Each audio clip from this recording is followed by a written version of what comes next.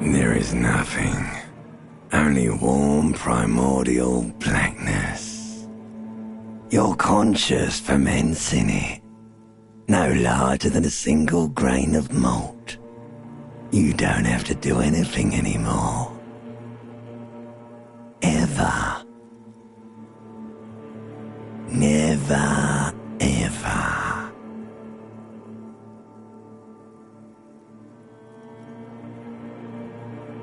Never, ever, ever, baby. An inordinate amount of time passes. It is utterly void of struggle. No ex-wives are contained within it.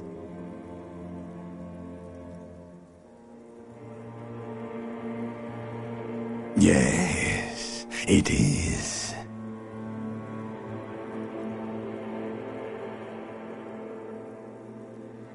You got it, sweet brother. Nothing upon nothing upon nothing. Coming right up, sir. Smooth passage.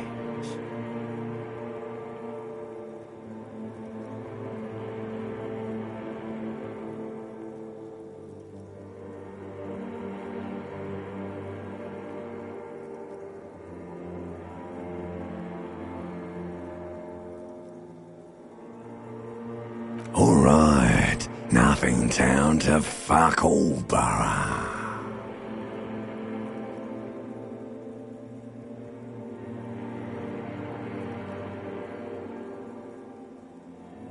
Not you. Your days of giving a shit and being that type of animal are over.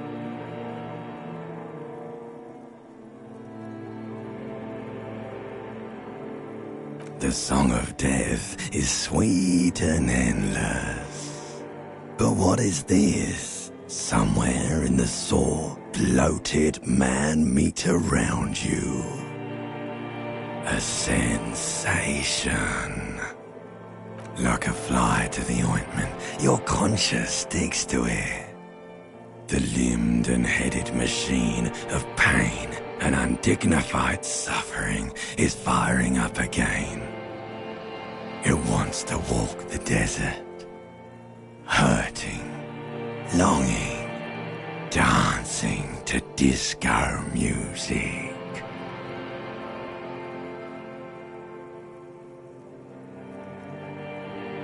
The stench of liquor rises from your mouth, and with it, an ungodly headache.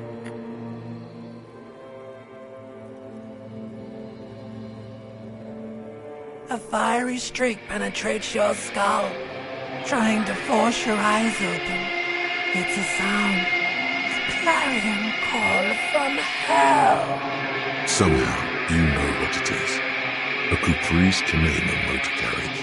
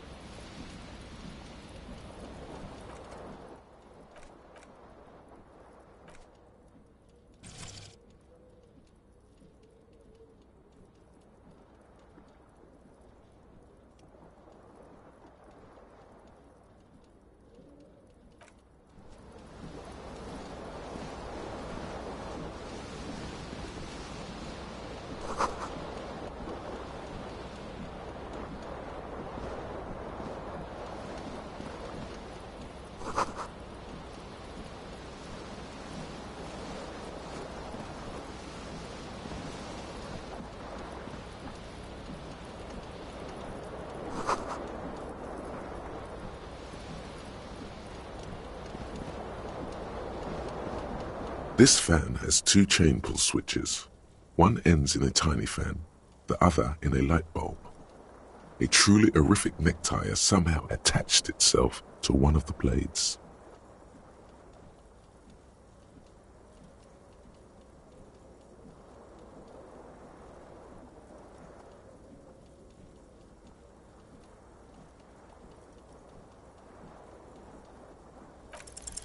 You swoop up and catch the tie. Snap! It's released from the blade. What you have in your hand is a truly hideous necktie with 4 or 5 different patterns. The knot reminds you of a noose.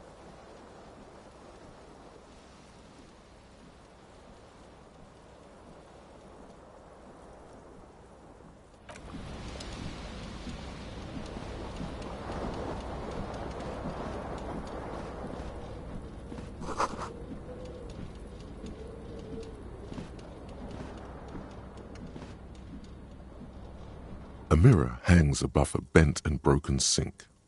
In a fierce discharge of masculine energy, someone has ripped half the faucet off. Hot water sprays from the base and steam covers the mirror. You cannot see yourself, just the outline of a man. Suddenly, you realize you have no memory of the face that awaits you there, underneath the soft vapor.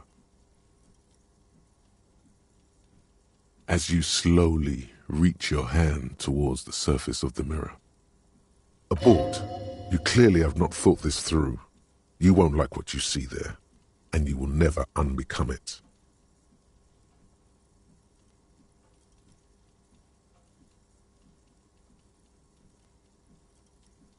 Behold. You have no idea who this thing is, do you?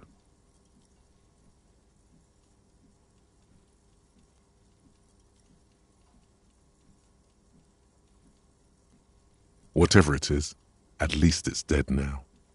There's clearly rigor mortis on your face. Oh wait, is that an expression? Are you trying to make an expression with that face?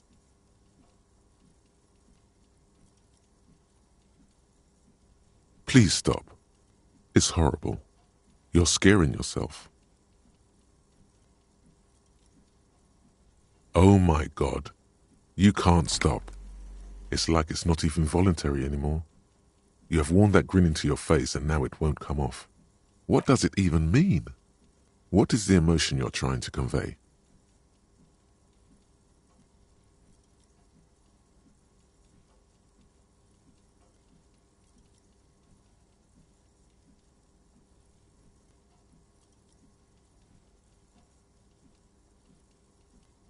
There might have been, 10 years ago. It's little more than a cadaverous spasm now.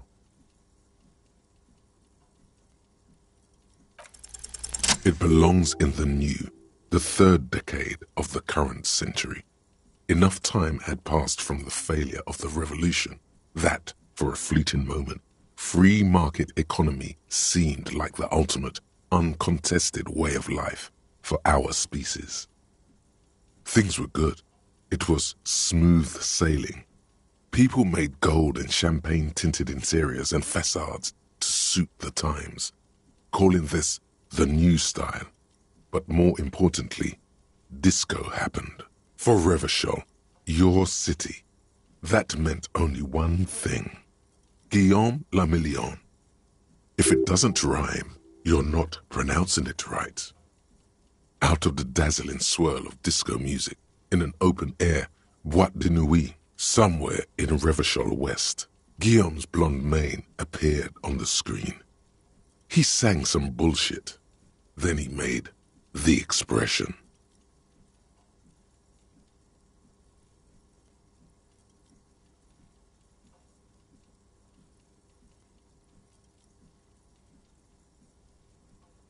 Some 20-odd years.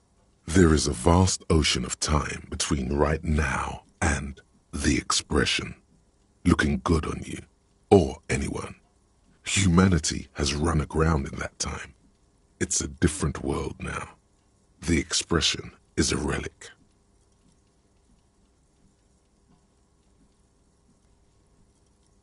Everyone loved it. Maybe you thought some of the stardust would rub off on you. Maybe it did. Either way, it's all gone now. Only the grimace remains.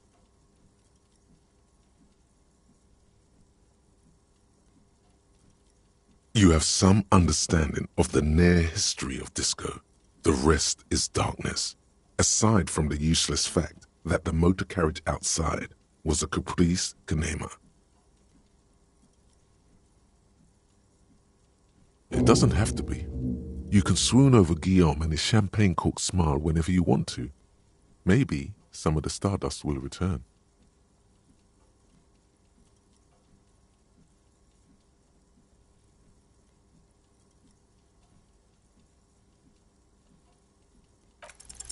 It's too late.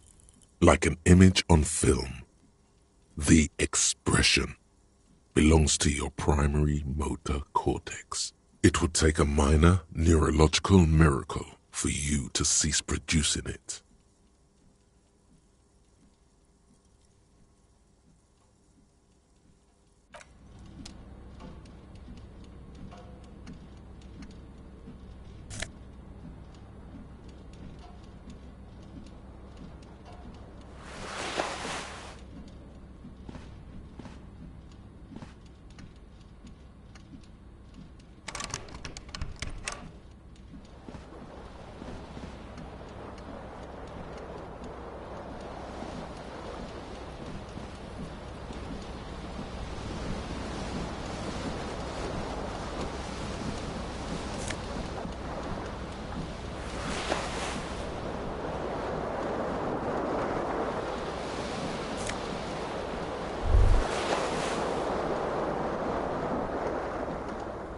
You hear a jingle. Keys are clinking in the pocket of your flare-cut pants. It says, whirling in rags, on the aluminium keyring. There is a single key on the ring. The number 1 is etched on it. It should open the door.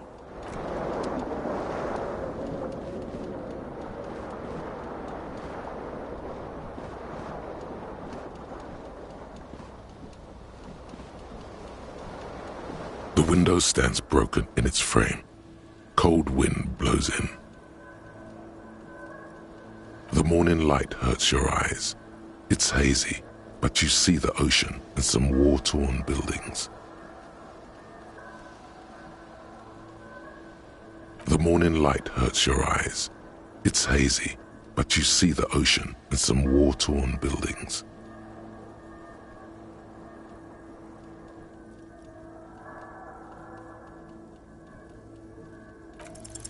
The shards face outward. Whatever broke this window came from the inside. A fine web of scarring covers the back of your right hand, but none of it is recent. More likely a projectile than a held object. There are no fragments on the floor from pulling a tool back in after impact. It is too large for a bullet, yet too small for a piece of furniture. You're looking for something heavy and larger than your fist, like the green shoe that's on the hat rack in the corner, which, coincidentally, is missing its friend. Congratulations, you smashed the window with your own shoe. Now you only have one. If you're lucky, you can still find the other on the balcony outside. The door to it should be outside your room.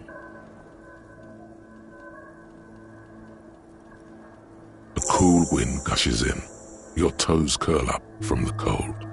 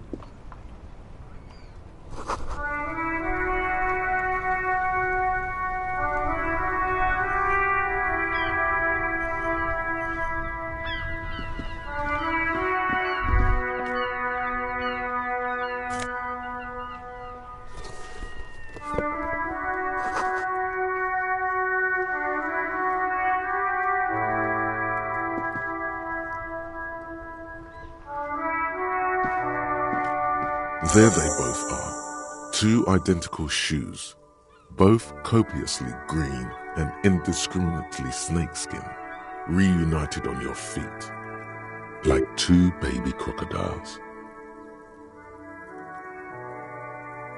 Good, they're balanced, comfy. Feels like the only good thing about you right now, truth be told.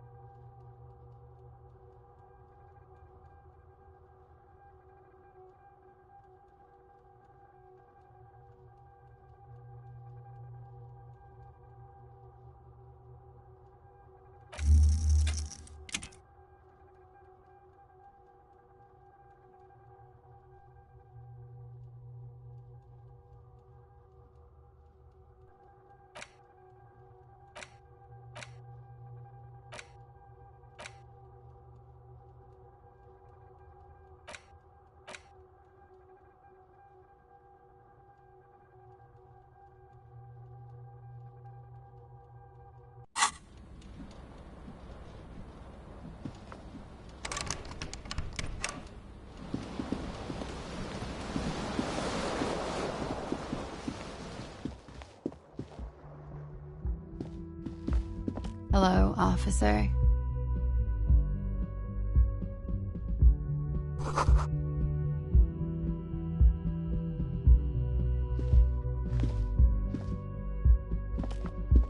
young woman raises a cigarette to her lips. Her eyes are brown and her face is speckled with birthmarks. She can't be more than 28.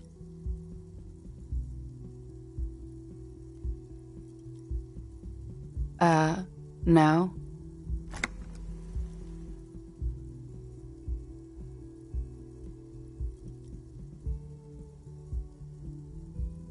Because you're a police officer, sir.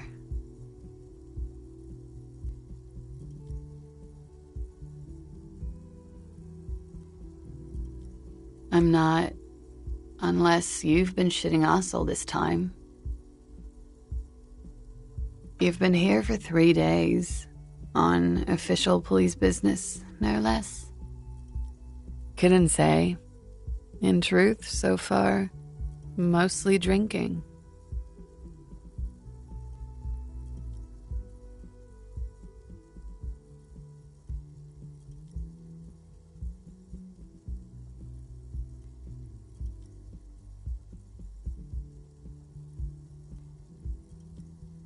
Could it be because of the drinking?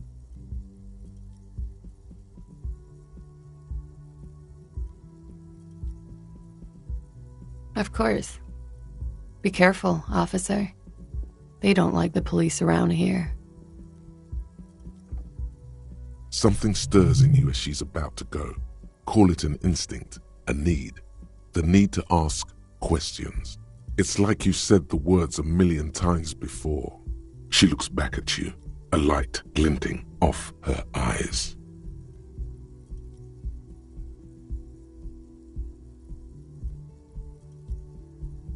Yes.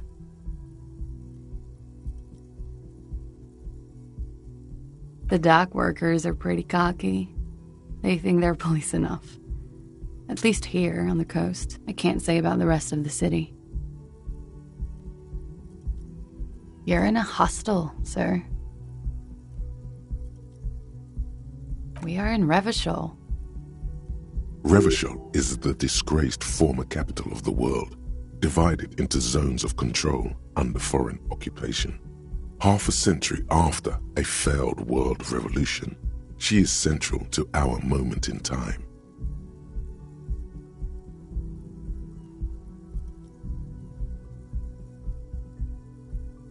You sure look like you're from Revachol.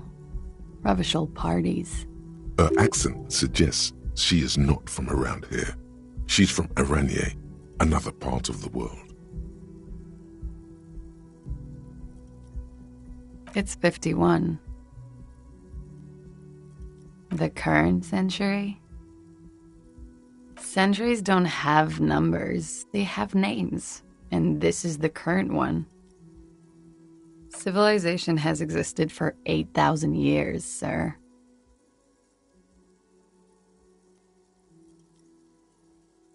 You're right.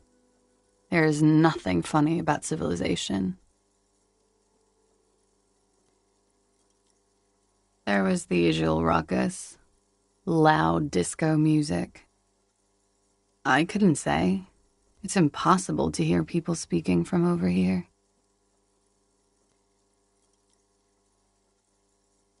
Oh, yes. Various artists. Ostentatious orchestration prime among them. Oh, that. Yeah. Whoa. The less said about OO, the better. OO were huge where I come from. I was very young then, of course. Like 7. Life gets hard, but we go on. I don't know about that. At around 2 o'clock, the disco stopped, and there was a change of pace. A slow, sad song started playing, like organ music on repeat. That went on for quite a while. Some of the time, you were yelling along to it. That it doesn't matter anymore and that we're alone now, it was difficult to tell. The song itself was very quiet and soft, but you sounded like a winded boar, sir. It was hard to understand what you were singing on top of it.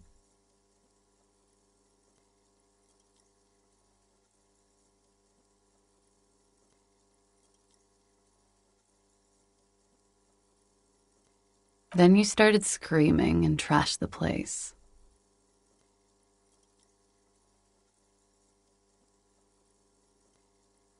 No, it didn't sound like there was a fight. It sounded like someone was trashing their room. A window was smashed. The tape player, probably. The song stopped. And furniture, too. A real destructathon. There was screaming. Then I think you passed out.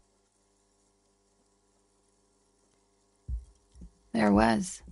I think you screamed that you didn't want to be this type of animal anymore.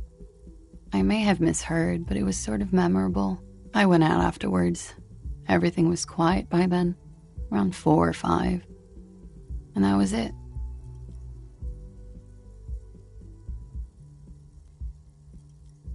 Glad to have been of assistance.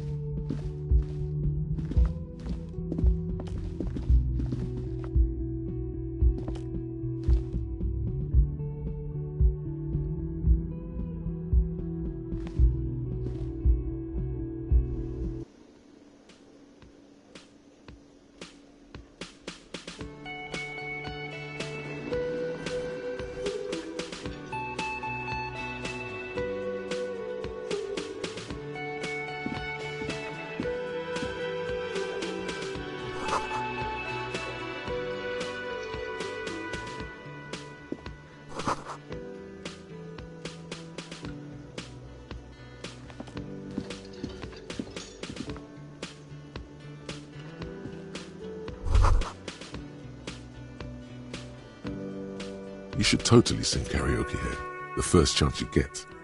Your emotions need to be expressed. People need to know your vast, oceanic soul.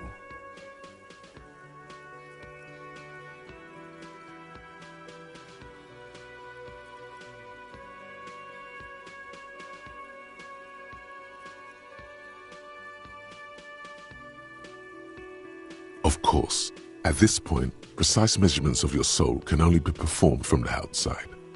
It needs to be heard through a PA system, by other people.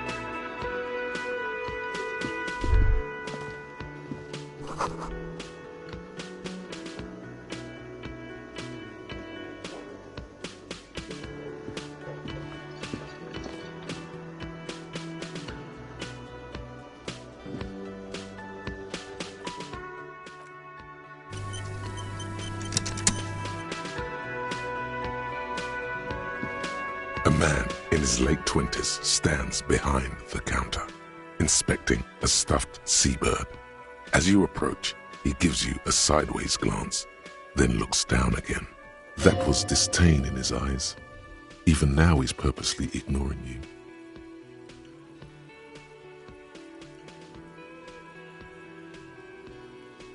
A competent work of taxidermy. The white and brown seabird lies among piles of coasters and drying mugs. One of its wings broken. The man is trying to mend it. Looks like the bird was ripped off the shield that was used to mount it, most likely on a wall. This is the great skua, The seabird is the symbol for the discovery of the Insulindian Isola, the part of the world you are in right now. Something about it makes you feel bitter.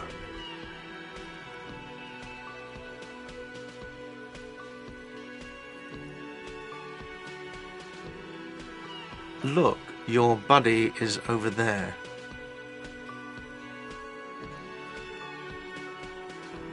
Why don't you go and talk to him, okay?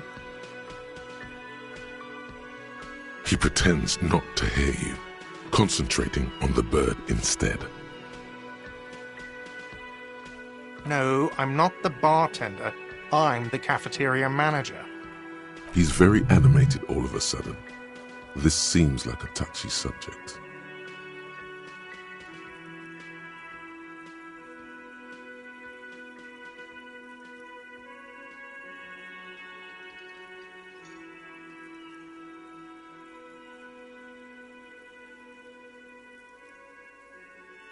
That period of my life is over. Not everyone who stands behind a counter is a bartender, okay? I'm the cafeteria manager.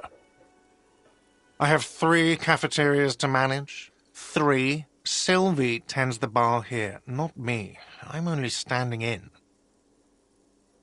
She just, you know... His eyes dart from left to right. This man isn't lying, but he is hiding something.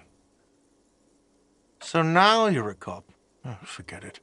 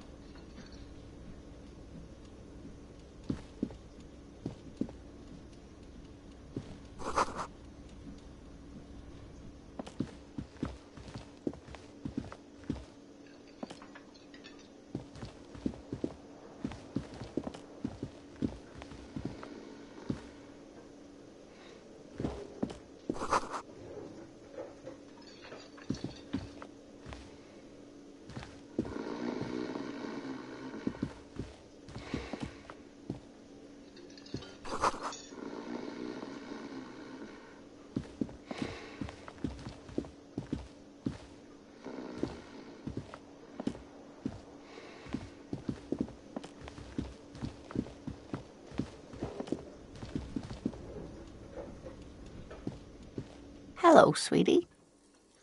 You shouldn't keep your colleague waiting.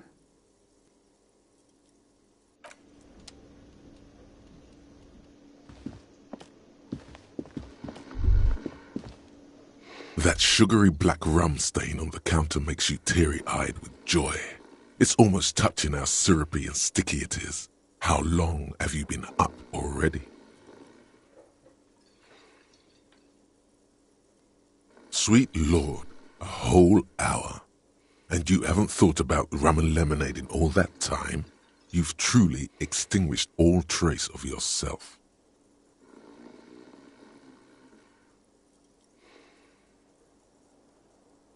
Maybe you haven't turned out well for your drinking.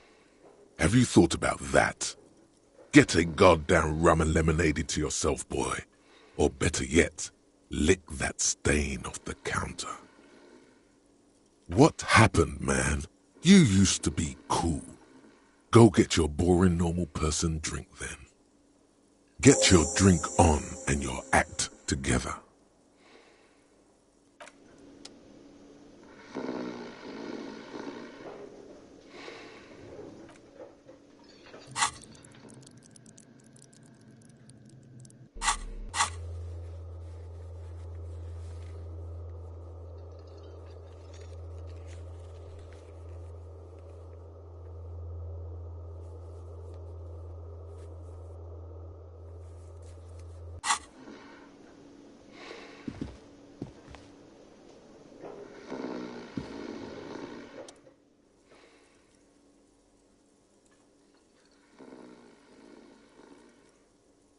the counter rolled out of his open hand, you see a blister pack of headache medicine.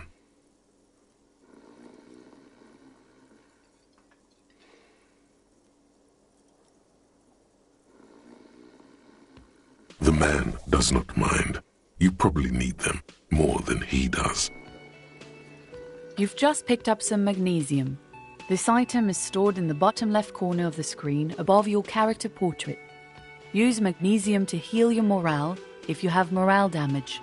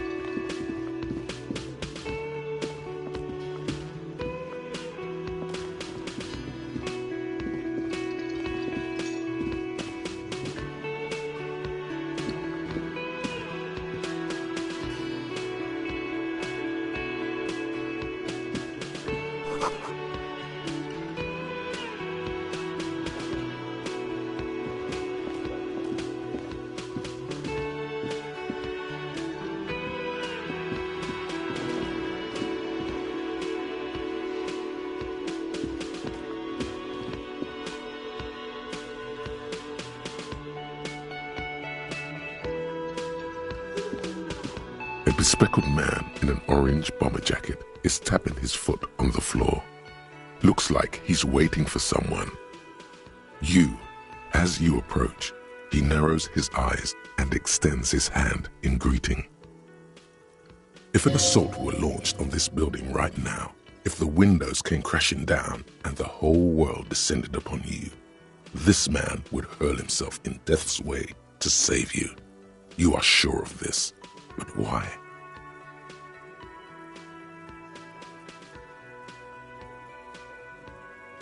Hello, I'm Kim Kitsuragi, Lieutenant, Precinct 57. You must be from the 41st. You realize he's waiting for your name.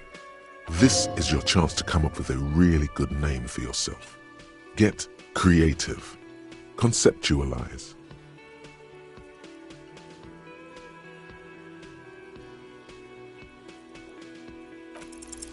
Raphael Ambrosius Cousteau.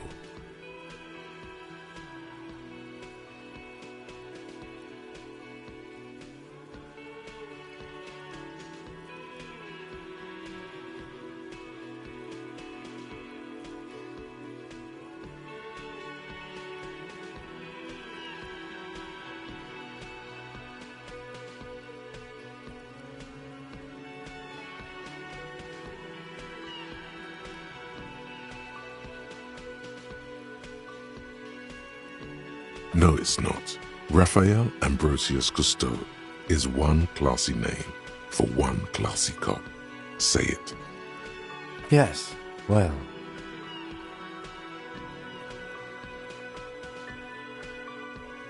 Not for a moment does he believe that's your real name.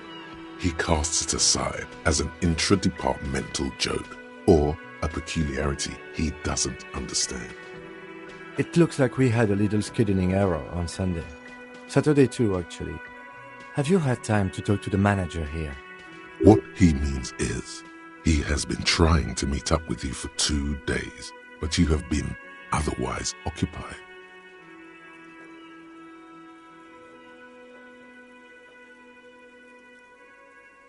If you don't mind, we should talk to him again. Ask him for a rundown of the area. Now that I'm here as well. I understand the scene is out back, right? It also wouldn't hurt to assure him the police are finally here. In full force, I mean. Have you mapped out the initial interviews?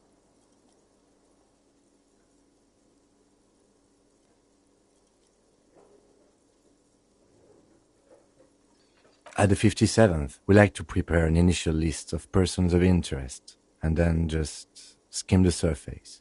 Prepare the field, get to know the players. You don't do that? Maybe it's not an inter-district practice.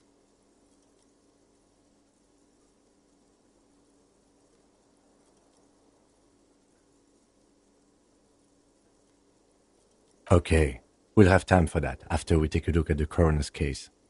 Have you removed the dead body from the tree?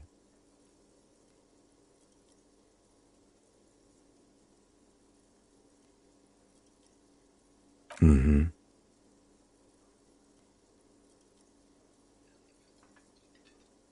So, the body is still in the tree. This is the first time you detect a weariness in the lieutenant's voice. It is obvious he would have preferred for the body to no longer be in the tree.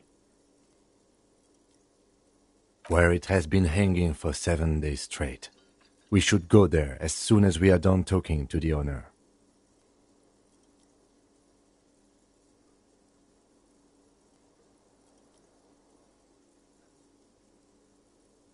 After you, officer. If you're about to embark on an investigation, shouldn't you have a badge? You mean you don't have a badge?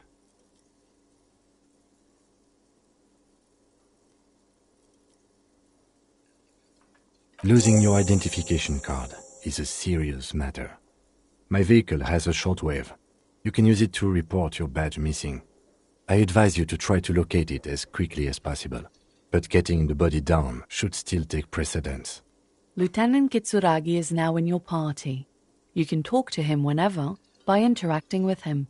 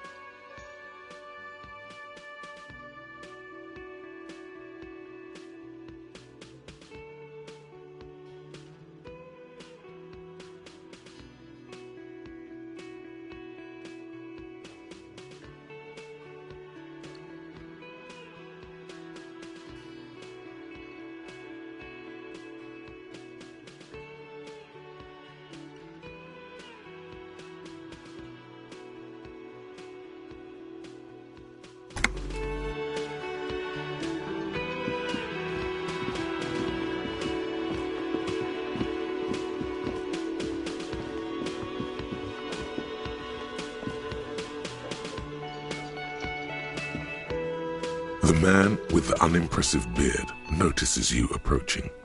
He drops the ledger he was holding and turns to the lieutenant. Mr. Gart, right? You run this place. Yes. I am Kim Kitsuragi from Precinct 57. This is an inter-district investigation, so joining me from Precinct 41...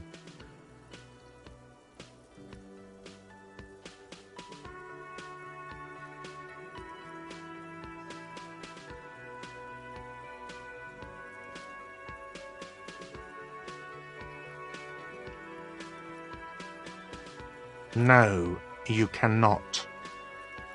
Officer, I was thinking more along the lines of your name.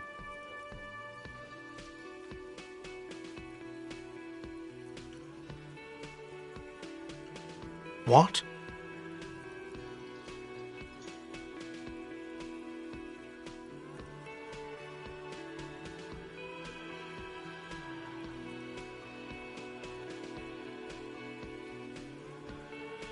What is this? A joke to you? Is this what you get when you call the police now? This guy? We've been waiting for a week here. Sir, I understand your concern, but we are here to do a job. And for us to do it, I need you to stay calm. Yes, of course. I know it took us a while to arrive at the scene, but it also took you a while to call us. It was you who placed the call, correct? No, I only just got here. It was probably Sylvie who called you. She usually works the bar here. I'm only temporarily taking over her duties. Do you have her number? As a matter of fact, I do.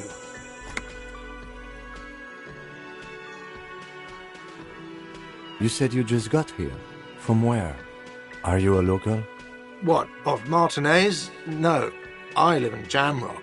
I only sometimes come here to keep an eye on the place. This is just one of the many, many cafeterias I manage. But you still know your way around, yes? In case we need directions. Yes, I know where some things are, but as I said, I don't live here. I just used to work here. And I'm not going to start working here again, if that's what you think. I didn't imply that. Detective. He probably means this is where you step in and ask your questions.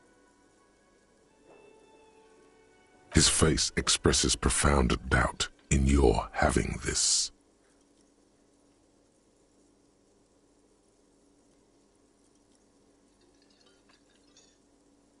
Behind this building, there's a courtyard. They hoisted him up on a tree there. That's easy. See that door there?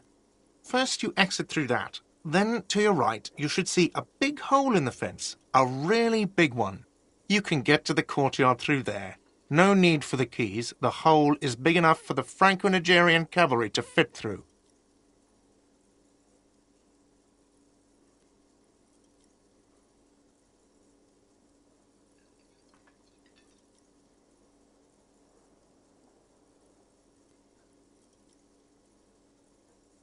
I don't know who killed him. I'm not the police. That's your job.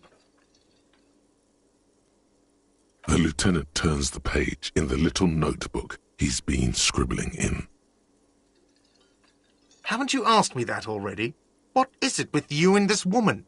She has nothing to do with this.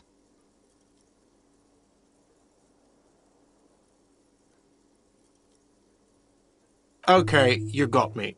She went away because of the dead body out back. And because I asked for her number. That's why Sylvie went away. I hope you appreciate that. Thank you.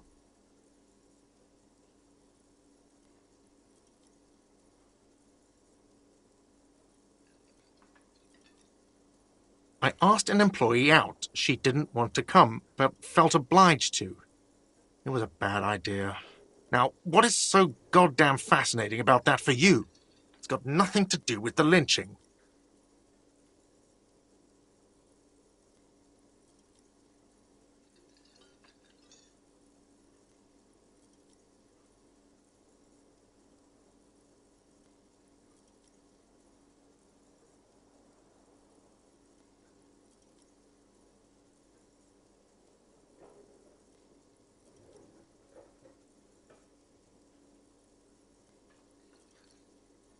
Good for you. Was there something else? I'd like to get back to what I was doing. Why would I have a problem with you? You're a hero, cop. Yes, you are. A real decorated hero. What did you not do? First you took the body down, then you solved the murder, then you didn't trash my hostel room. Maybe you even negotiated the strike.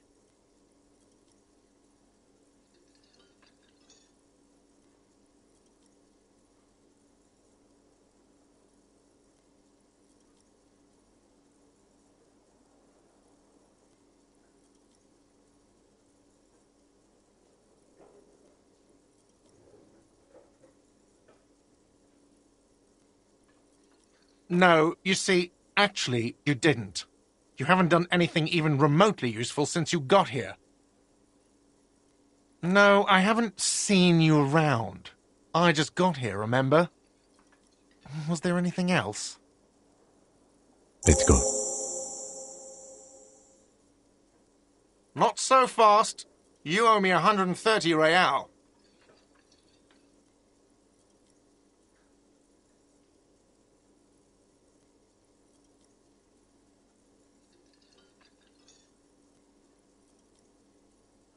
Oh, you don't owe me shit. Well, officer, you're right. You don't owe me shit, you owe me money. We do not need to assert ourselves here. We only need instructions from him. This is the proprietor, remember?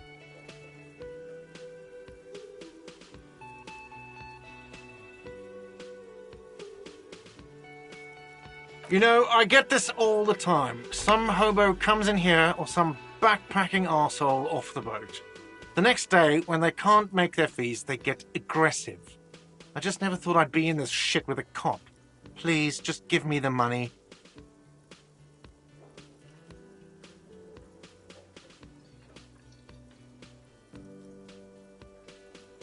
Let's see. 3 nights at a tariff of 20 real comes to 60 real. Then there's the window you annihilated. The hole in the window was the first thing I saw when I came to work. So don't try to tell me you didn't. That will be 40 real in damages. Another thing you've annihilated is half the bar. You've run a tab of 30 real. Actually more, but we'll round it down to 30 for your hard work maintaining the stability and order of Revachol. That's 60 plus 40 plus 30 equals 130 real. And yes, real is still money.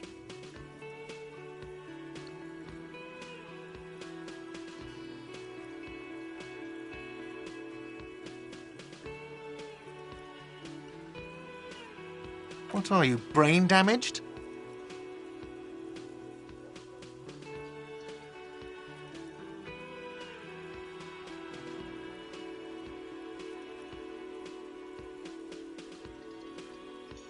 Money is what grown-up people use to pay for things. Things like this hostel room or 8 bottles of potent blend and 9 packs of Royal Extra. We use it for everything, really. Are you serious? From your work? I don't know. You can take bribes, I guess. I'm sorry. I don't think cops can take bribes. Some do take recompense, but only to survive.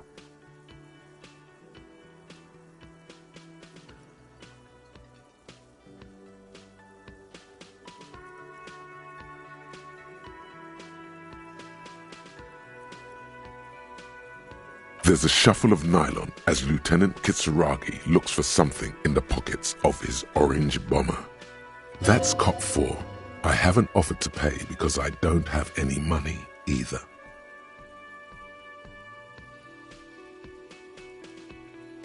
I'm sorry, but he has to pay.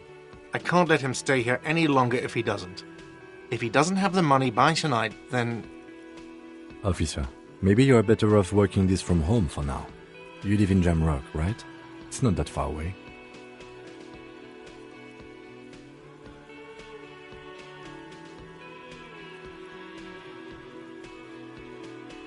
You mean somewhere else to run up a huge debt?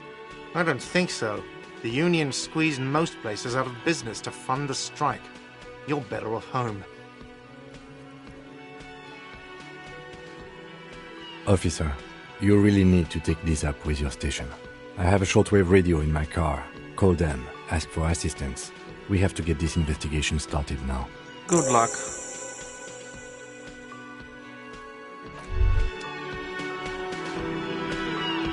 By the way, where is home?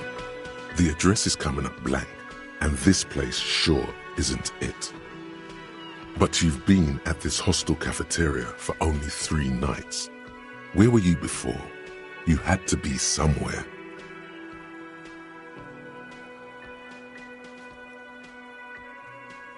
You don't really know, do you?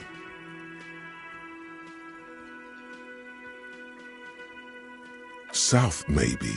Doesn't sound like somewhere you can stay if you run out of money.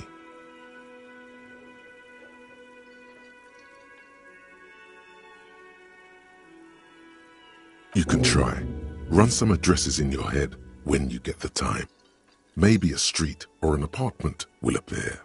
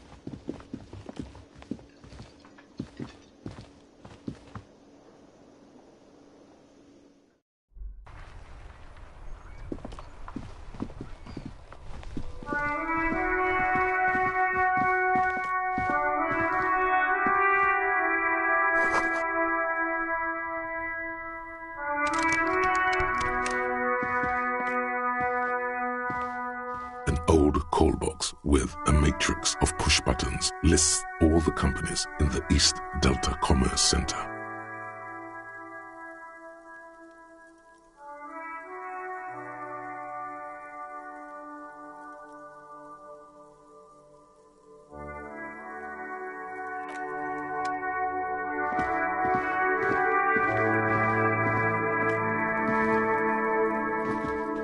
You see a set of tire tracks in the brown slush that covers the plaza mosaic.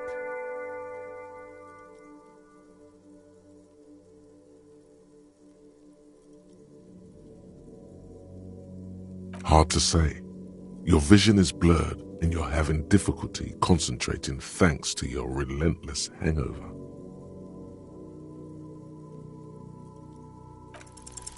No, these tracks are not interesting at all. Let the street sweeper just sweep them away.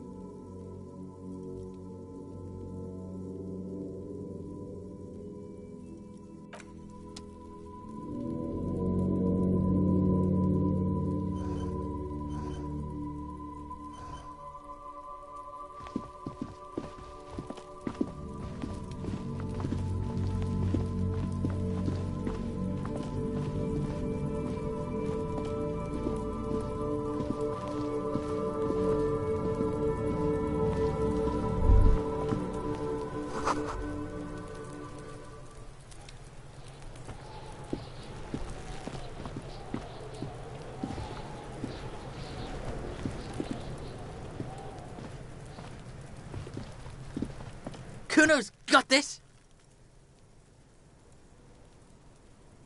If there ever was such a thing as an ugly kid, then this is it. He's almost exquisite in his ugliness, like a gremlin. Oh yeah, nappa gumpy, Kuno!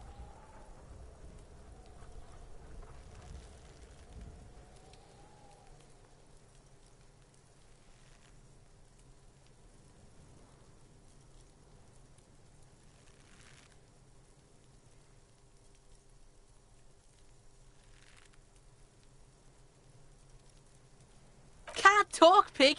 Shit's coming up strong! Throwing rocks! Shit coming up strong. That sounds good. Joyous. You should hang out with this kid and see what that juicy shit is all about. I mean drugs.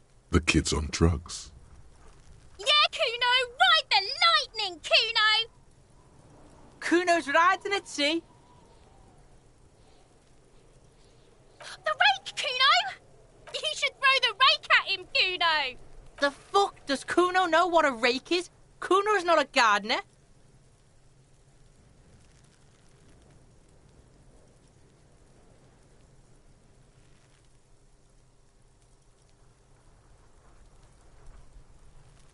The fuck are you talking about? He's calling us Kuno! He says we're fucking each other!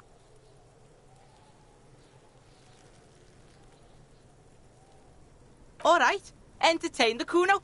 Show me what you got. What you got there? What you got, huh? Show me what you got.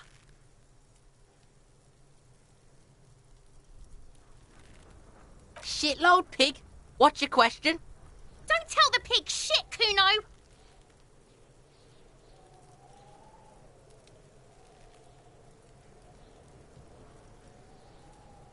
Pig's choking! He's totally choking! Fucking idiot Mulkapa! Doesn't know any questions! Right, pig. This is where Kuno plays with his little wooden choo-choo. What do you want with it?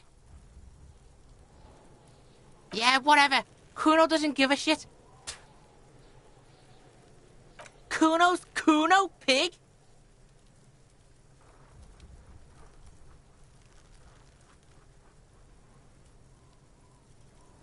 The fuck are you calling a third person? Kuno's the fucking first person? Watch out, Kuno! He's trying to fiddle you! He's gonna put his hands on you! Help! Pig's got Kuno! Help! Rape! Help! He's got the Kuno, help!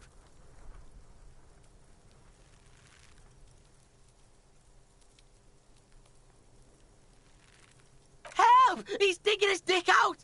Escalate, Kuno! His dick is out! You're afraid! Pigs in eating, Kuno!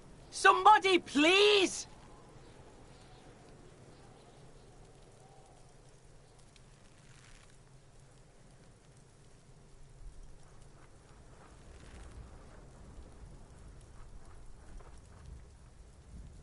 No! Get up, Kuno, you sick fat fuck! The nearly psychopathic way they could slip in and out of the act implies you're not the first victim.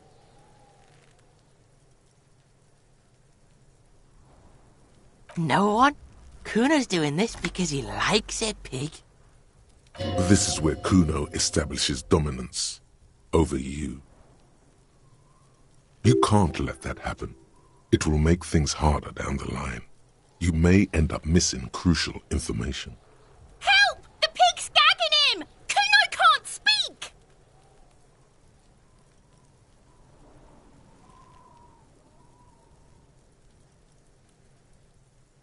You put him up to this yourself when you decided to talk to him in the first place.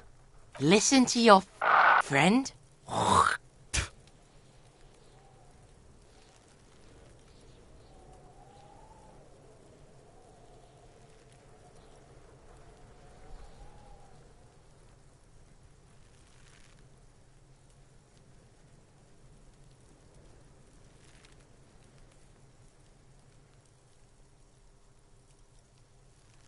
Kuno owns the fat ass. Help! The RCM is trying to fuck Kuno! Help! Misters, help! He's flashing Kuno! He's showing his genitals! If you don't help Kuno now, it'll be too late!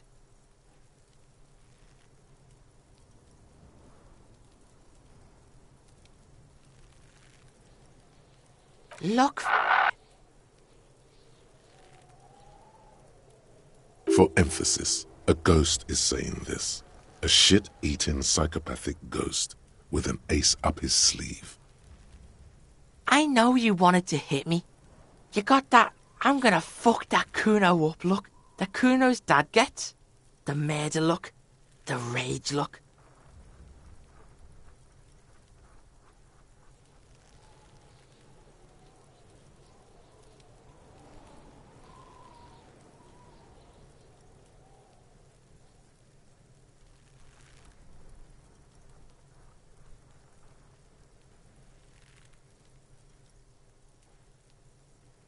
I can. Kuno can smell that violent shit.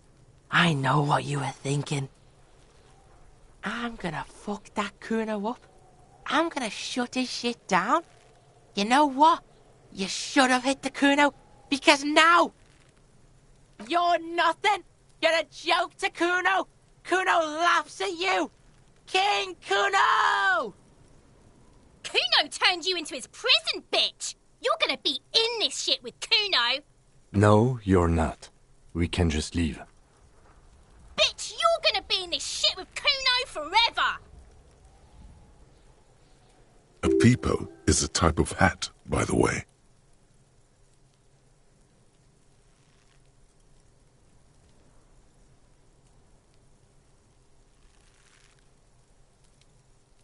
You don't talk to me about my fucking peeper!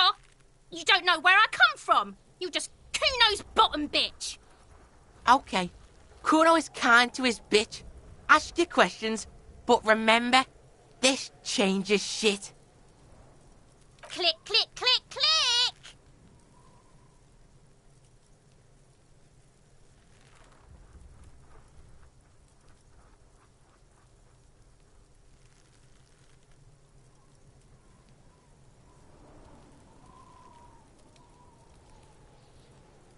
Yeah? The kingdom of Kuno? The fuck do you want with it? Yeah, whatever. Kuno doesn't give a shit. Kuno doesn't fucking care.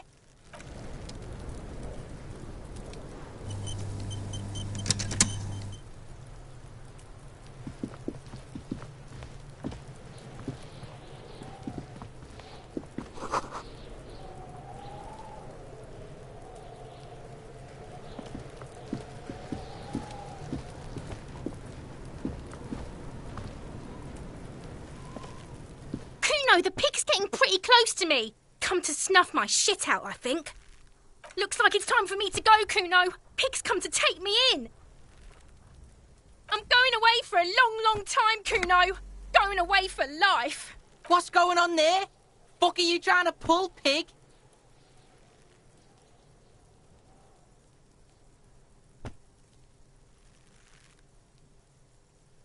I come from the woods, Gustavito. You don't want to go there with me. You don't want to see what I've seen. Don't be traumatizing her. Get the fuck out of here.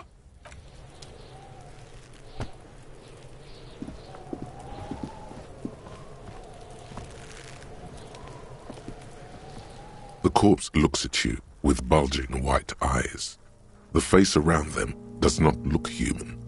It's swollen and ready to burst. His lips are fish-like and his tongue like a ball gag in his mouth. You seem to be holding your breath. A cargo belt twists his neck at an unnatural angle. The body below appears stiff.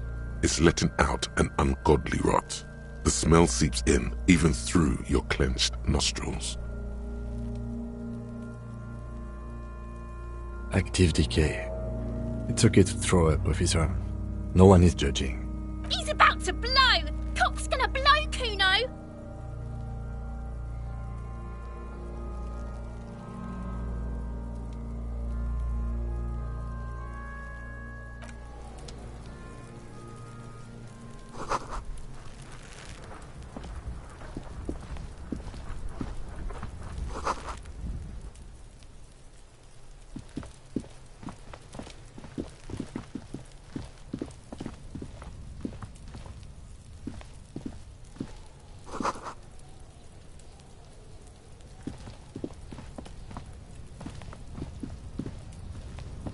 An inconspicuous pile of the roofing material Eternite.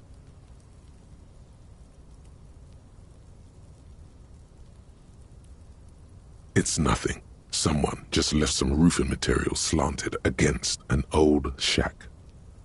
It's nothing. Someone just left some roofing material slanted because it's nice and orderly. Well-laid pallets, easy on the eyes. Rhythmic pattern calms your mind. Mammals like this stuff. No, there's more to this. You get this strange feeling. Hard to say. It's gone now. Feelings pass, you see. Especially the small ones.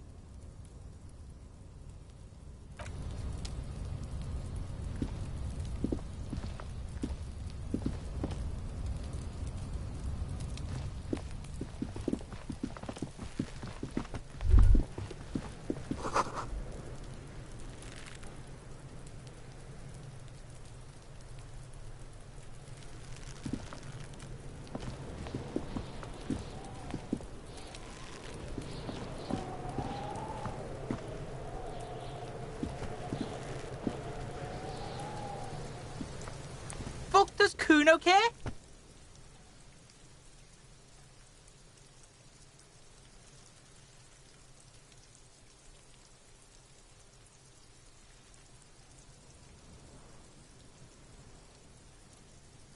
Kuno doesn't...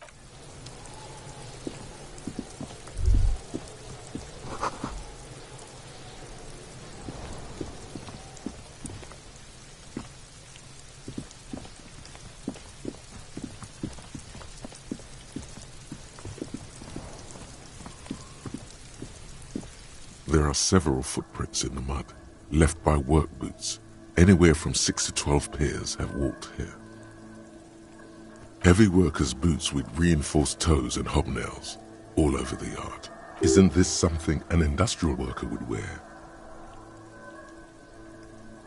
Noted.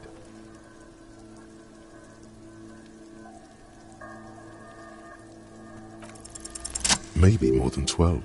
No, 8 pairs of boots have shuffled back and forth in the mud. 1. Standard work boot, steel reinforced toes, number 46. 2. Standard work boot, steel reinforced toes, number 44. 3. Hobnailed work boot, steel reinforced toes, number 43. 4. Standard work boot, number 45 or 46?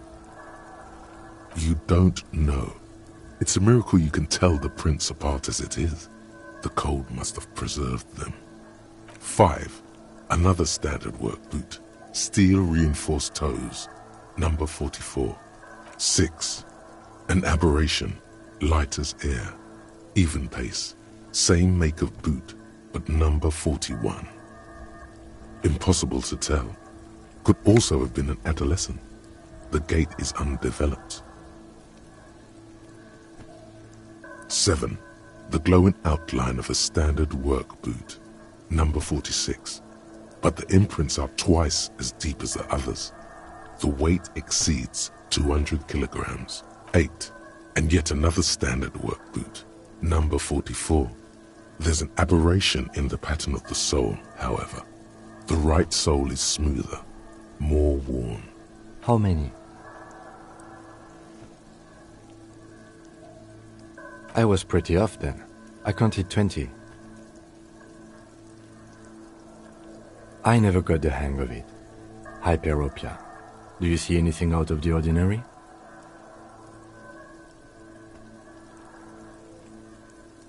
A woman or a kid?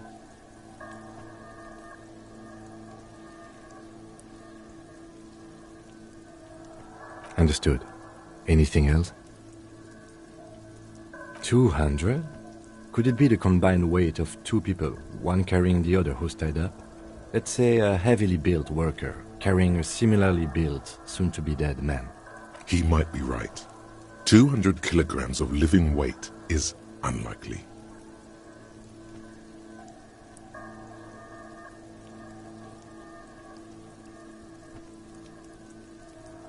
I do. One of them carried him over. Interesting. Let's name it the Old Soul. Someone operating a workbench with a pedal? Like a joiner at the harbor. Or maybe a drummer?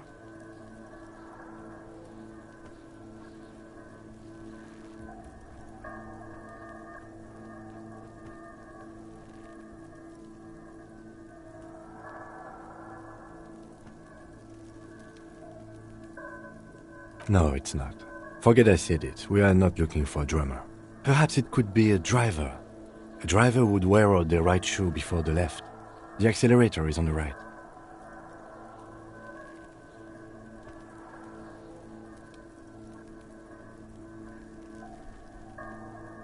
He doesn't seem to hear you, looking south toward the traffic jam instead. The machines are silent. The engines are all turned off. We should keep our eyes open around the traffic jam. See whether anyone strikes out as a potential suspect. Seems prudent, no?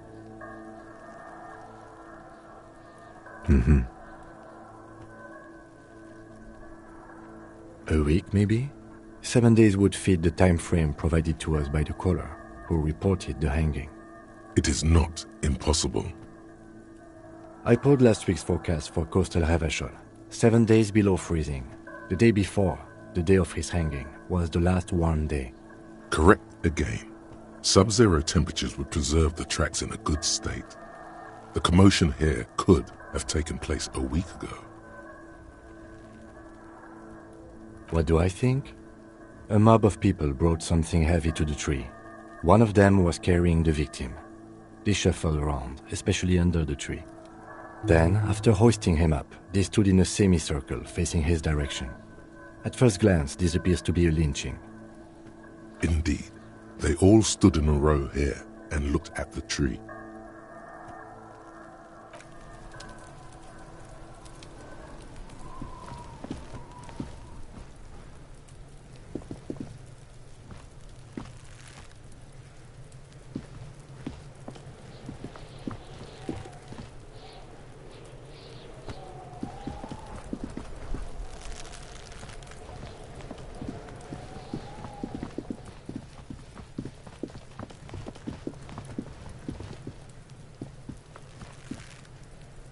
Before I squeal, pig.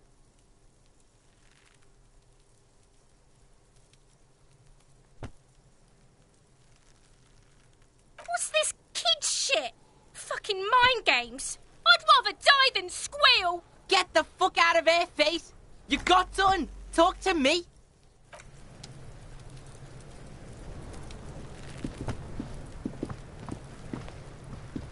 Fuck does Kuno care?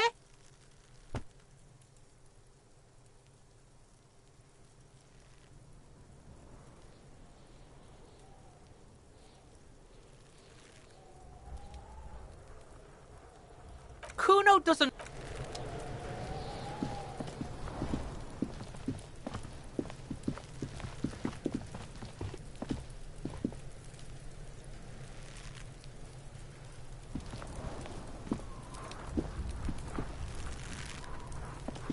There he still is, looking right through you with his white eyes. The body below is entirely dedicated to that corpse smell.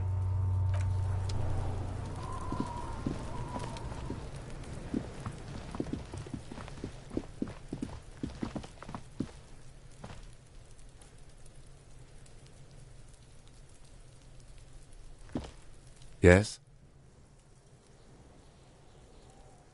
What do you want to know?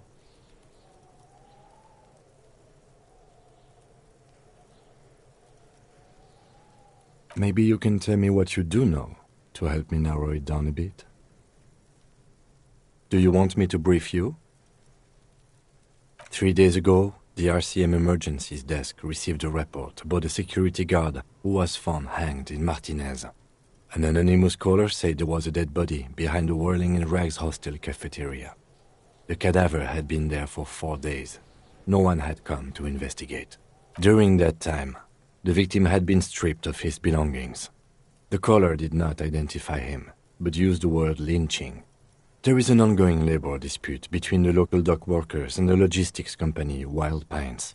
I was told we should approach the death as part of this dispute. A security guard or worker of some sort, hired by Wild Pines. This was just hearsay from Martinez, of course. We need to find out the truth. They didn't identify themselves in any way. The tone was muffled using a device of some sort. The desk could identify neither the caller's age nor sex. There's a strong prejudice against involving the RCM in what's seen as union matters. The dock workers' union is the de facto police in Martinez. Now it appears they've started executing too. We cannot allow that.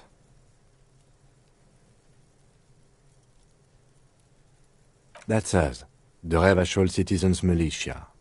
We're the police in this city. The RCM, or the Revachol Citizen Militia, is the police force you and him are part of. A self-organized peace corps of the occupied city of Revachol. The RCM operates within a legal twilight, yet its authority is rarely questioned. It's super useful to know this.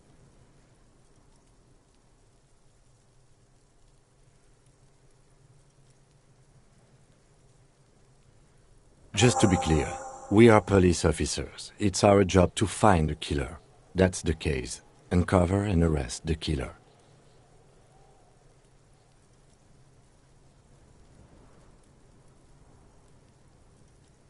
You mean like a brief? There's no reason to wing anything. If you didn't get the brief, that's okay. I did. 3 days ago, the RCM Emergencies Desk received... During that time, the victim had been stripped of his belongings. The caller did not identify him. Okay then. Was there anything else you wanted to know? No, it's not a particularly mysterious case. The deceased is a security guard for a corporation involved in a labor dispute.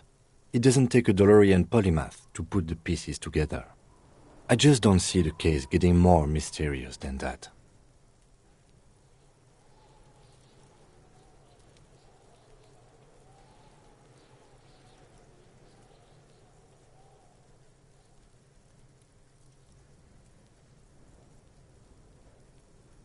There was some interest in this case at my station, but not for the reasons you have in mind.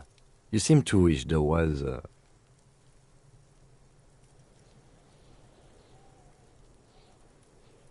Excellent. Was there anything else?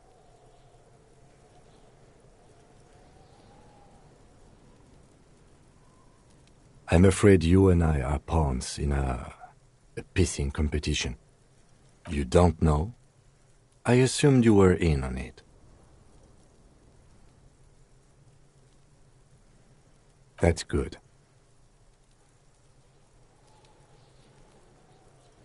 It's just stupidity. We shouldn't waste any more time on it. If you want my take, ask me after we've inspected the victim.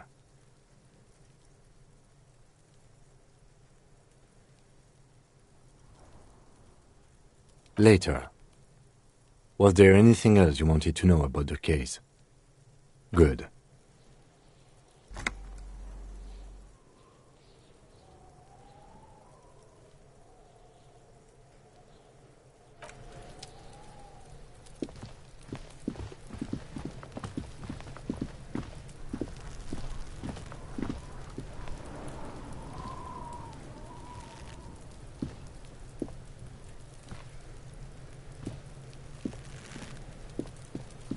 There he still is, looking right through you with his white eyes. The body below is entirely dedicated to that corpse smell. Emitting it is all it does now. As you breathe in, the odor comes over you. It's a spell of the mind telling you to run, and your stomach to wring itself empty. With your hands at your sides and your eyes squinting, you stand in it. They do after 7 days, yes. We are deep in decomposition here.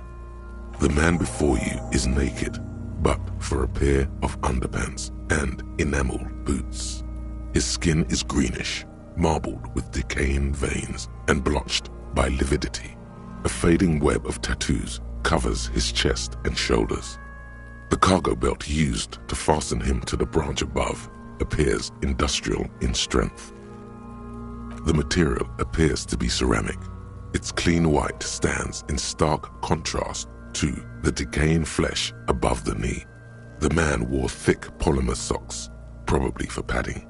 A fine array of interlocking plates covers them. Delicate and fragile, they feel alien to the world around you, out of place somehow. These are clearly not boots. They're armor, possibly part of a larger set. Indeed. Technically speaking, these are sabatons, not boots. Ceramic plate, zirconium dioxide, most likely. This is where the make would be. Under the heel, Fairweather. Fairweather model T500 VE. I'm guessing that's vitreous enamel. This is advanced stuff. Piece by piece. He's been out here for 7 days. It would be odd if they didn't. We should keep a lookout for these pieces. The armor could yield information. Maybe he'll know something.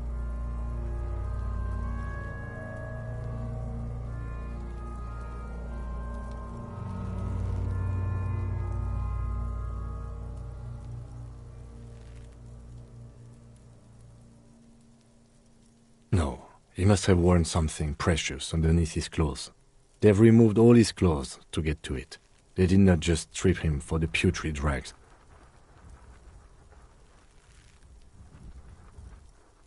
Someone could have cleaned the yard, but that's a question for the red-haired thing. I hear you, cop, talking shit about the Kuno. Come here and say it to Kuno's face.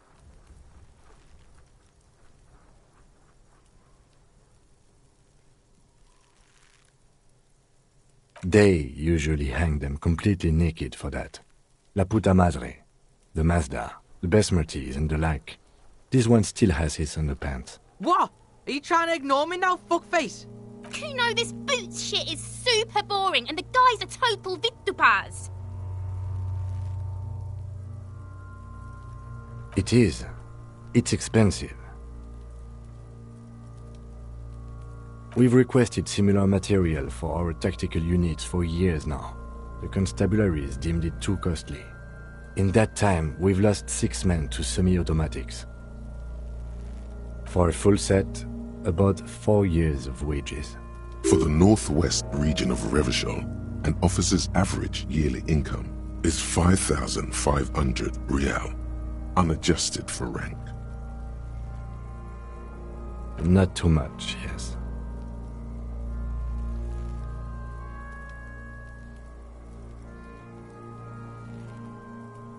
It's a sorry situation, I agree. That's for us to find out. My initial report on the area suggests he was a security guard for the harbor company, but that's just hearsay.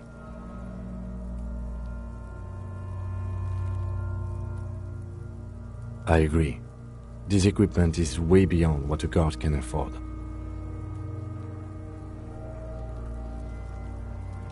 A small bell-like sound fills the air, like tapping on the side of a porcelain cup.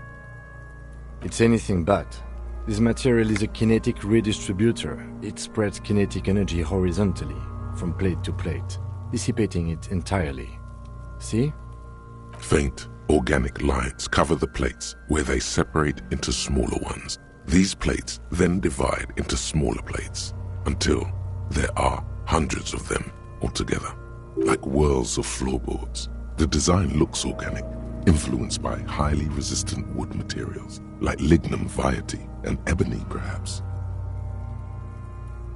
If trees were made of porcelain, this is what their cross-sections would look like.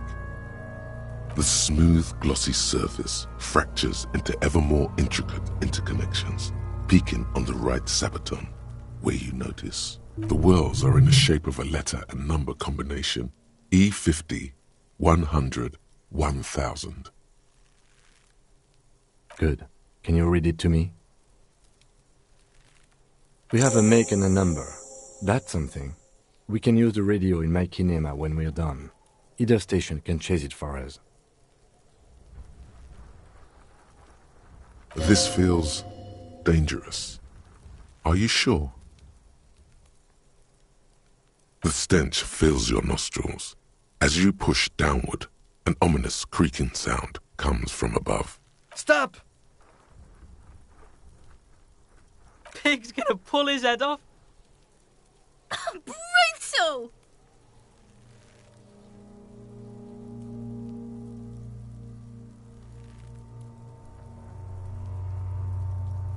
You're about to pull his head off.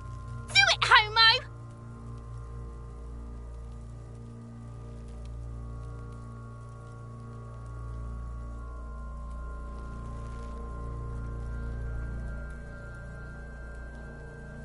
Pull his head off.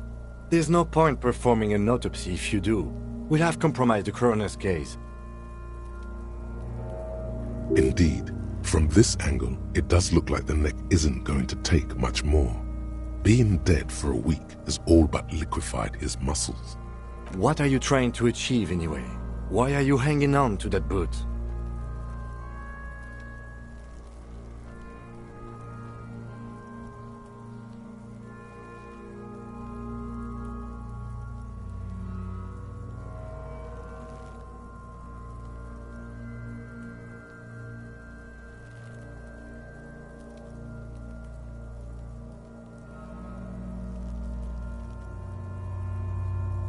Try what exactly? If you can't experiment, how will you learn?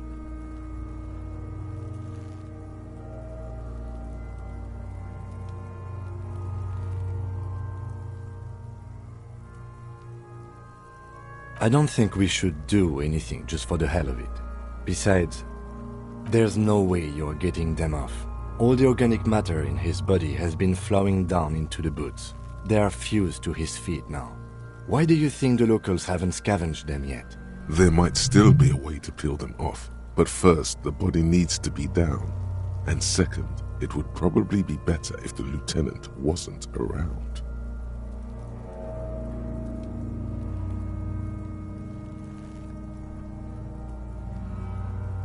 The anticipation makes you crack your fingers. Feels nice. Nice and cracky.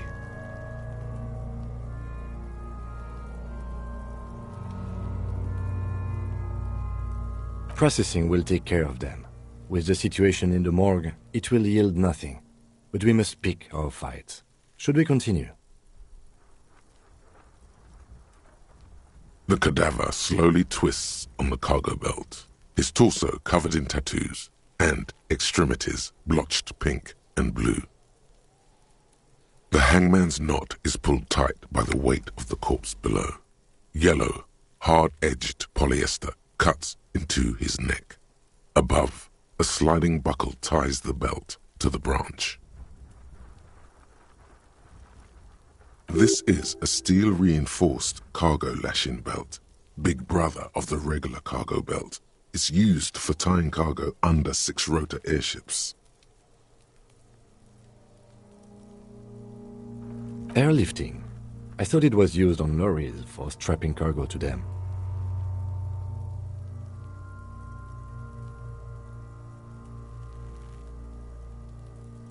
The local harbor uses 6 rotors to shuffle containers around. I get the sense they use whatever was on hand without paying much attention to not incriminating themselves.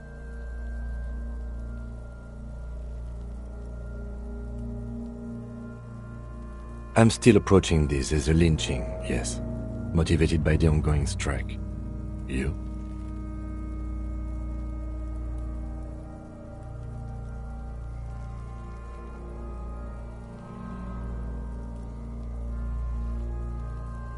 "70% of the cases I get are just filling in the blanks on the initial report. This belt worries me.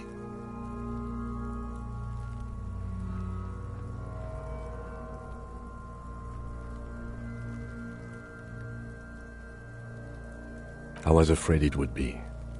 Thin steel wiring, parallel strands. This makes getting him down more problematic than I had assumed. A noose is one of those things that's easier to use one way around.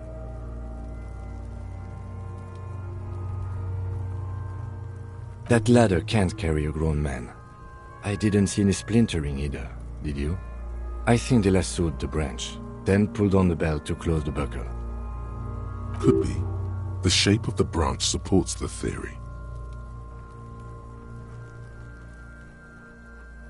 The cadaver hangs from the cargo belt, limbs limp and torso covered in tattoos. An intricate web of blue lines stretches across the torso, from the right shoulder to the solar plexus. Each time they intersect, a small white star is formed in their crossing. Hundreds of fading asterisks riddle his skin. Their concentration is highest around his heart. His corpse is marked by stars. Alcohol and heartbreak.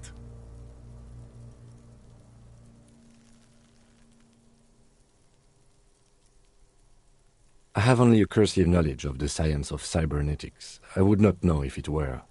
But it's not quite complex enough, is it? I agree. He takes a thin piece of milled aluminium from his coat pocket and pulls it open. Sounds like a sword being unsheathed. A small lens appears. Some sort of camera. A Trigger Sunshine. Mini. Trigger is the world's leading manufacturer of intercommunication devices, primarily projectors. The camera before you looks familiar somehow. Shit, Kuno! What the fuck is that? An instant color camera.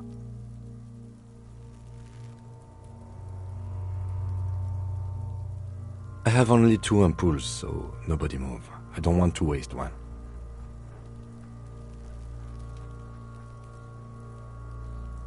A sound, a shrill flash, followed by the breaking of a small ampoule of glass.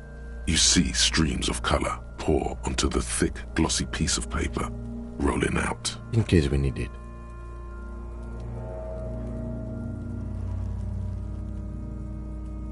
Yes, it is pretty cool, isn't it? It contains insight to the victim's person. By his build, I'd say this was a man of physical violence. The story he wanted his body to tell was important to him. It is his letter, to us. Someone should decipher it. We'll need to show it around. Sure, just don't lose it.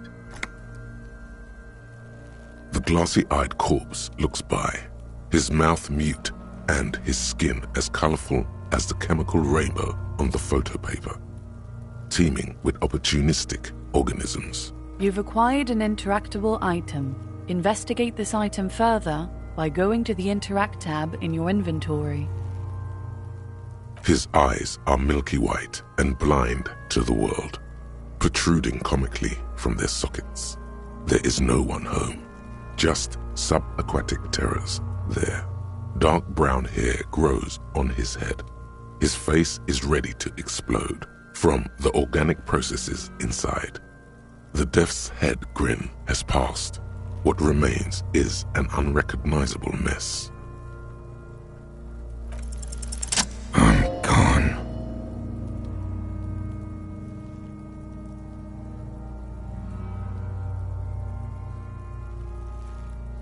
Into the wild pale yonder. In the past, way out in the west. I'm a joke. Look at me. There is nothing funny about jokes either. A killer, a motherfucker, and a killer. Go ahead, Cobbo. What do you mean? It's the power of your imagination. Go ahead. Ask me more questions. You fucking love questions. Because you're a copperoonie. Look at all of them go. Do you want more questions? Here you go, you loony. Fuck no. You're no Rooney.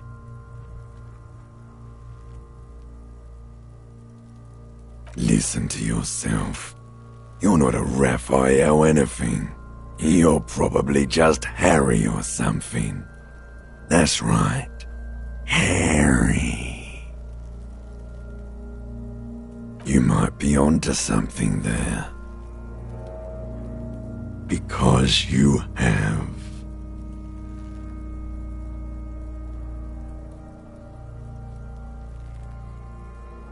Do I remind you of someone? A child born with Muller's disease, harlequinism, grown up miraculously. You sure I got out of that one, Coppellini. Come back later, Coppo. Amuse yourself with my frank manners and my memento mori features. If possible, also, see me in your dreams. As you narrow your eyes, the monster before you blurs into a violent mess of green and pink. This is a trick. You've done it before. Pink is where the blood settled in the first hours post-mortem. You can use it to see if the corpse has been tampered with. Does his position at the time of death match the discoloration? Only the lower extremities are pink with a dash of blue. His fatted hands, thighs, and his neck, just above the noose. The rest of the corpse appears dark green in the cold spring air. I see it. His neck too. The lividity goes right up his chin. We have good, well-pronounced discoloration here. The monster comes back into focus, an explosion of color, coursing with dark marbled veins. His stomach appears pregnant with something. Black liquid streams down his thigh and onto his boot. So, what do you think?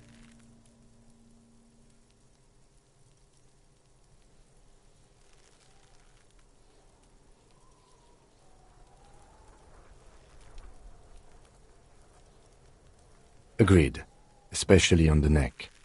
The belt acted like a tourniquet, keeping the blood in his head. The hypostasis supports her hanging.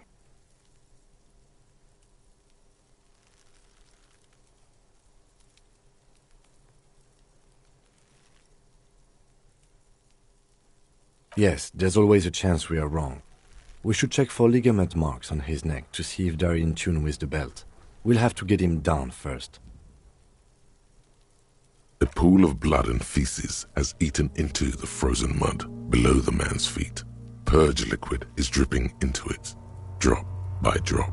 The victim appears to have contained no more than half a kilogram of digestion at the time of death. The fuck he's saying? Talking about shit.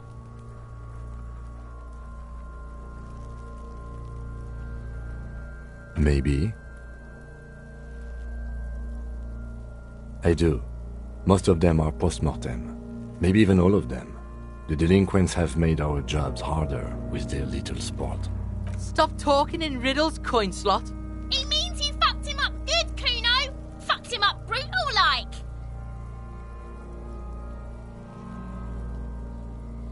But there is no breath to catch. Only the cadaver filling the air and your nostrils. He slowly rotates before you, decomposing. Are you sure we finished the preliminary examination of the cadaver? We might miss some of these things once he's done.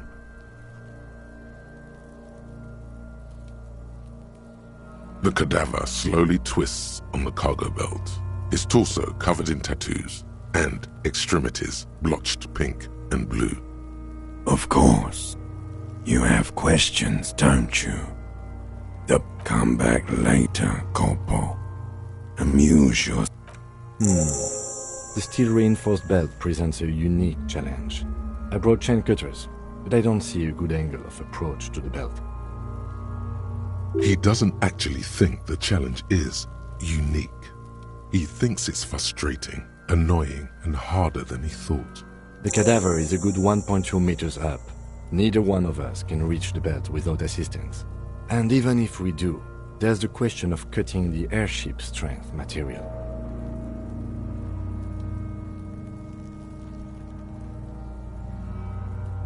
Someone else? You mean like the police? What was that about processing, then? Weren't they supposed to take care of the boots? Why don't they help?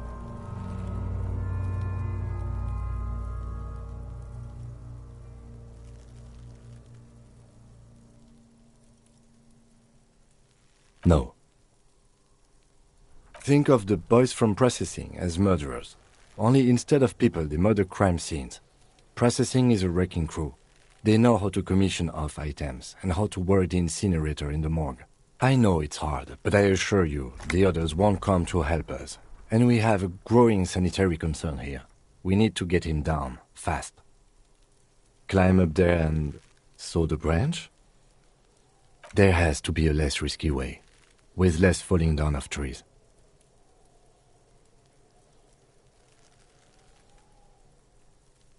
We are not getting him down already. Not getting him down is a task that's already accomplished. Sadly, it's not our job to keep him up there, but to get him down. How do you plan to get him down, then? With social sensibility? Are you going to educate him down?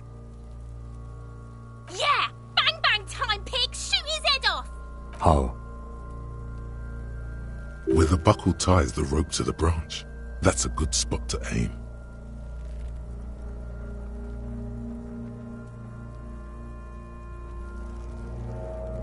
Where? Ah, yes, I see. If the shot hits that, there might be a chance to release the belt. Yeah, now we're talking. Entertain a Kuno with some shit. They'll miss! The pigs will miss, Kuno!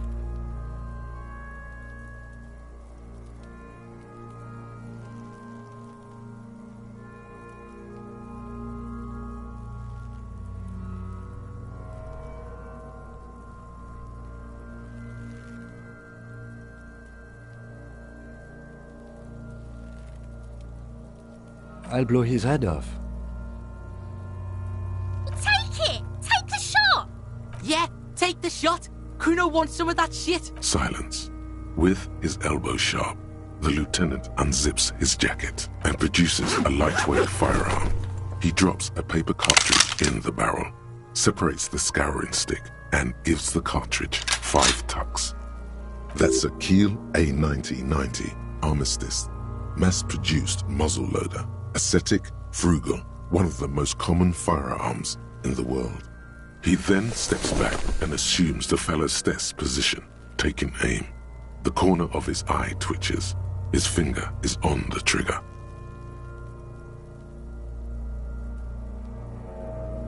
He's gonna fucking miss! The kid's voice is drowned in a shrill blast that echoes off the walls of the surrounding tenements. A cloud of smoke slowly parts in the air as the lieutenant steps back and says to himself, God damn it. Fucking idiot! Muckabat asshole! Kuno could have hit it easy, but then Kuno's not fucking handicapped, is he?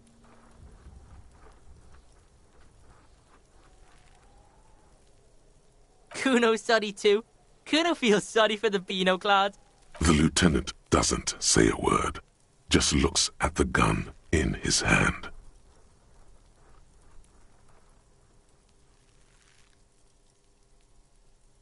No, we are lucky as it is.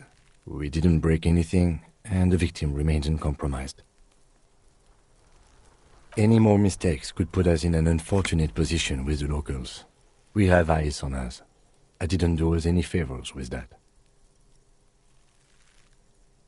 I have to say, it's beginning to look unlikely we can get him down without assistance.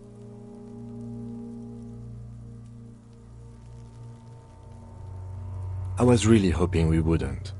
The Union appeared to be suspect in this case. It seems like a dangerous route to go down.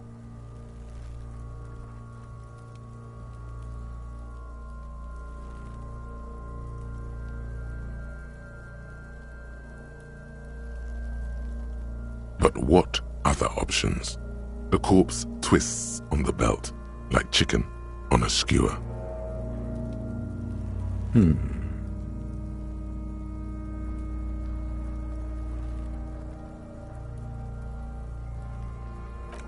Yes, we do.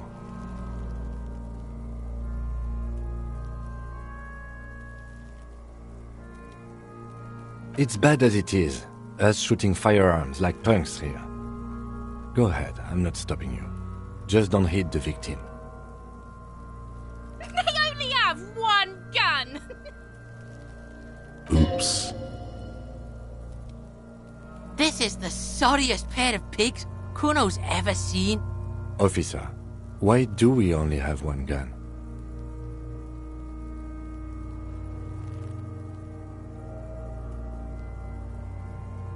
That is even more unfortunate than the badge.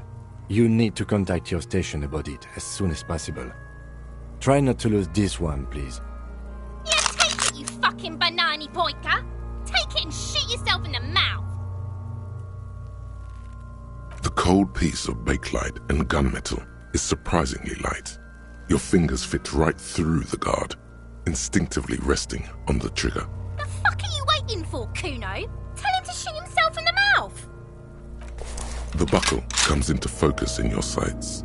You stand with your feet planted firmly in the ground and your left hand supporting your gun arm.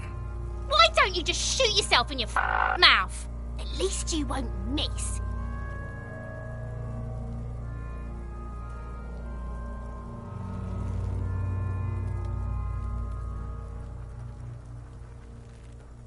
Or what? You gonna fuck me?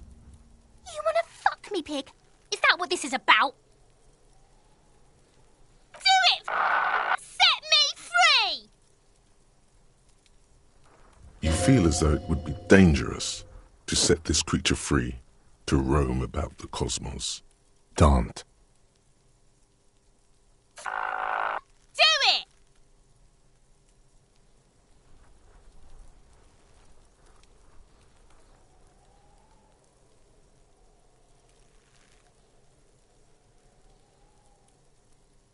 Intense shit, copper. Fucker waved his gun! It wasn't intense, it was pathetic! Your field of view narrows. The branch slowly moves, becoming entirely two-dimensional. The metal buckle glimmers, catching the morning light as the corpse slowly rotates. The slow movement of the branch in the wind and your shoulders directing the gun sync up, dancing hypnotically. Look, he's crying! You gonna gonna cry now, fucking faggoty?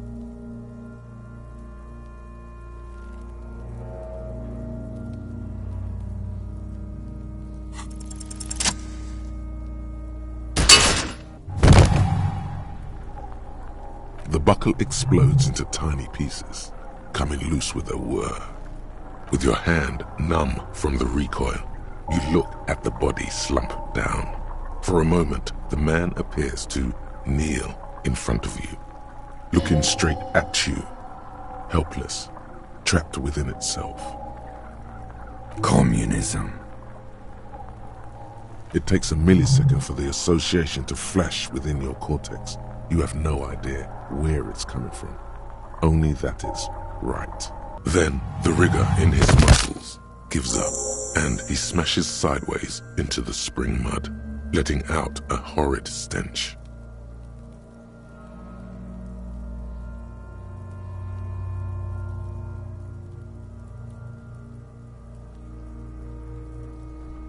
Ace is high. The Ace is High, a custom invented by the aerostatic brigades during the revolution, is used to celebrate success in Revachol, especially in sports. The gesture is spread across the world despite the defeat of the revolutionaries themselves.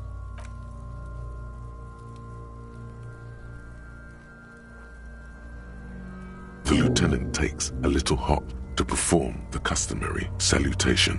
Your palm hurts from the slap. It's precise and down to the point. I knew these guys were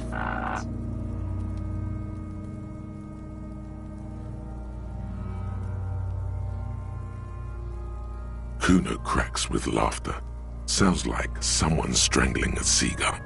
It's clear he enjoys himself. I knew they suck each other off. We will perform a field autopsy and determine the cause of death. But before... Excuse me. The stench is getting bad. I'm sorry to interrupt the jubilations here. I need a little breather before we do the autopsy.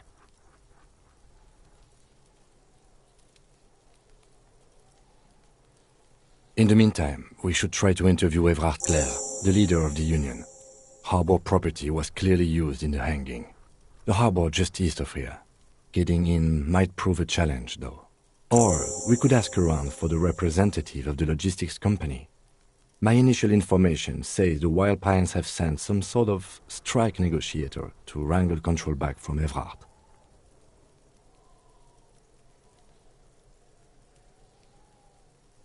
Yes, and those were the interviewees.